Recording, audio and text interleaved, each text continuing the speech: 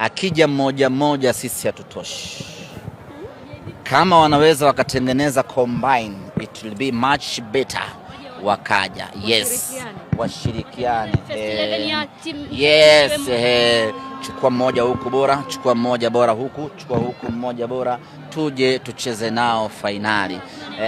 Naamini ndio itakuwa mechi ngumu kwa upande wetu, lakini akija mmoja mmoja, yani atakayekuja yoyote, sisi kwetu tuko tayari kumkaribisha, na asiyejipenda, asiyejipenda, anayetaka kumaliza msimu vibaya, tunamkaribisha kwenye fainali.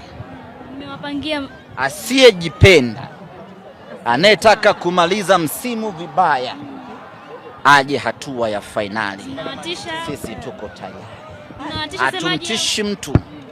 Hatumtishi mtu, lakini ambaye anataka kumaliza msimu na majonzi, anataka kumaliza msimu akiwa wameparaganyika, anataka kumaliza msimu kwa fedheha na aibu, aje fainali. Na wanafurahi kwamba mmeenda fainali.